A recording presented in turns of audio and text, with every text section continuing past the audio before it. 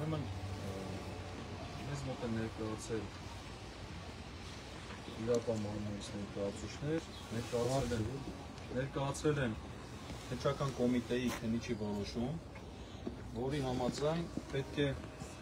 թիվ քրեական, այսինքն քրեական վարույթով Միքայել Սրբազանին ձերբակալեն կալանավորման ներկայացնելու նպատակով։ Այս քրեական գործը ըստ նյութի հարուցվել է ներքին գործերի նախարարության ոստիկանության համապատասխան վարչության կողմից ստացված հաղորդման հիման վրա այս թվականի հունիսի 17-ին մեջը առիթը նշված է 2024 թվականի փետրվարի 3-ին երեկին տված հարցազրույցի ժամանակ Միքայել Սրբազանի խոսքերին։ Իբրև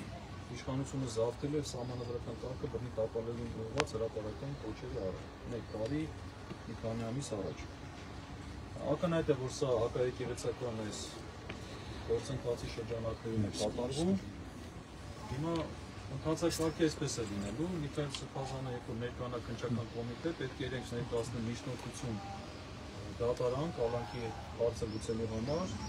եւ արդեն դատարանում դա քննվելու է, դատարանը որոշի կալանավորելու թե ոչ։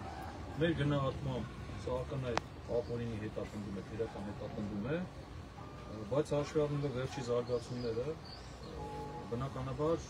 այսպես իրան անդուր չենք նայում։ Ուզում եմ տեղեկացնել, որ Միքայել Սրբազանի համար փաստաբանական խումբ է ձևավորված, մենք ամեն ինչ կանենք Միքայել Սրբազանի պաշտպանությունը իրականացնելու, իհարկե ձեր աղոթքների եւ ձեր աջակցության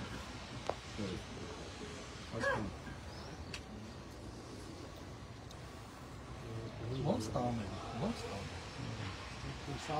Եթե տանելու են մեզ բոլորից ցող տանել։ Որտեղ Միքայել Սրբազան մի գնացեք,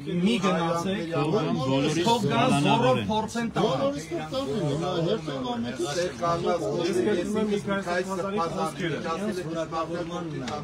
Սրբազան դուք մի գնացեք, թող փորձեն